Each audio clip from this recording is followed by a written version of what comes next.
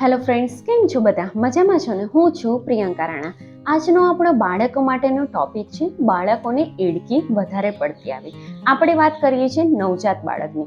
નવજાત બાળકને વધારે પડતી એડકી આવે તો એ વખતે શું કરવું જોઈએ, એના રીઝન શું હોઈ શકે, એટલે કે બાળકને વધારે પડતી એડકી કેમ આવે છે ને એવી એડકી વધારે પડતી ના આવે એના માટે પણ આપણે શું કરી શકીએ, એ દરેક વસ્તુ આજે આપણે આ વિડીયોની અંદર ડિસ્કશન કરવાના છે. વિડીયો ગમે તો પ્લીઝ એને લાઈક કરવાનું ભૂલતા નહીં. ચેનલ પર ફર્સ્ટ ટાઈમ આવ્યા હોય તો ચેનલને સબસ્ક્રાઇબ કરીને બેલ આઇકન પણ જરૂરથી પ્રેસ કરજો. હવે એડકી કેમ આવે છે એનું થોડુંક સાયન્ટિફિક રીઝન જોઈ લઈએ. આપણા બોડીની અંદર એક માંસપેશી હોય છે, એને આપણે કહીએ છીએ ઉદરપટલ. એને ઇંગ્લિશમાં ડાયાફ્રામ કહેવામાં આવે છે. એ ફેફસા અને પેટને જોડે છે. જ્યારે ડાયાફ્રામ ડિસ્ટર્બ થાય છે, એની અંદર હવાનું દબાણ વધારે પડતું થઈ જાય છે, ત્યારે એડકી આવે છે.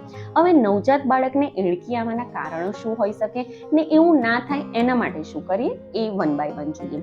સૌથી પહેલું રીઝન એ કે બાળક બહુ જ વધારે પડતું ફીડ કરી લે છે, એટલે કે બાળકને જ્યારે પણ સ્તનપાન કરાવો છો ત્યારે એ બહુ જ વધારે પડતું ખાઈ લે છે, ત્યારે પણ બાળકને એડકી આવવાના ચાન્સીસ વધી જાય છે. એવું ના કરવા માટે આપણે એ ધ્યાન રાખવાનું કે બાળકને થોડુંક ફીડ કરાવવાનું. તમે એક સાથે 10 થી 15 મિનિટ તમે બેસીને બાળકને ફીડ કરાવશો તો બાળકનું પેટ ભરાઈ જશે ને એને ખબર નહીં પડે કે મારે કેટલું ખાવું છે, ને તમે એને ધાવણ કરાયા જ કરશો. તો એવું નહીં કરવાનું.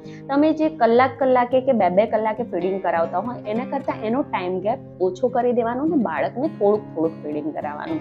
આવું કરશો તો બાળકને એડકી નહીં આવે.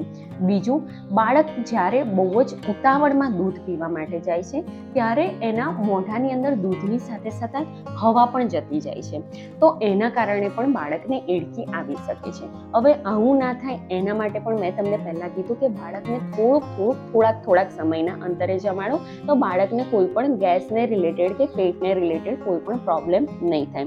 હવે ત્રીજું આપણે જોઈએ કે બાળકને જ્યારે પણ બોટલ ફીડ કરાવતા હોય, એટલે કે ફોર્મ્યુલા મિલ્ક આપતા હોય તો એની પોઝિશન પ્રોપર નથી હોતી, કાં તો પછી માતા ધાવણ કરાવતી હોય તો એની પ્રોપર પોઝિશન નહીં હોય, તો બાળક દૂધ પીવાની સાથે હવા પણ મોઢાની અંદર વધારે જશે. જો આવું થશે તો બાળકના પેટની અંદર હવાનું દબાણ વધશે ને ઉદરપટલ થોડુંક ડિસ્ટર્બ થશે, એના કારણે પણ એડકી આવે છે.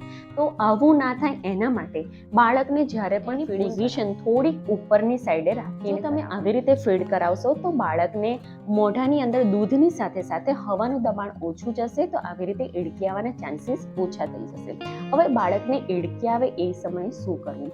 તો બાળકને જ્યારે પણ એડકી આવે તો એને ખભા ઉપર રાખીને થપથપાવવાનું, કાં તો પછી એને પાછળ પીઠ ઉપર હાથ ફેરવવાનો, તો એનાથી એને ડકાર ભૂલી જશે. બીજું કે બાળક જો બેસી શકતું હોય તો બાળકને બેસાડીને પછી પાછળ પીઠ ઉપર હાથ થપથપાવવાનો, તો પણ એડકી બંધ થઈ જશે.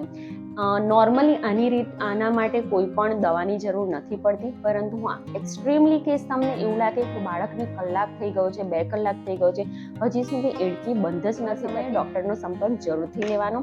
ડૉક્ટર જે સલાહ કે એ રીતે જ પછી આગળ કરવાનું. આ થોડોક હતો મારો એક્સપિરિયન્સ અને મારું રિસર્ચ કે એડકી આવે ત્યારે શું કરવું. તમને આને રિલેટેડ કોઈ પણ ક્વેશ્ચન હોય તો મને કમેન્ટ કરીને જરૂરથી પૂછી શકો છો. આવા જ ઉપયોગી નવા ટોપિક સાથે ફરીથી મળીશું. બાય.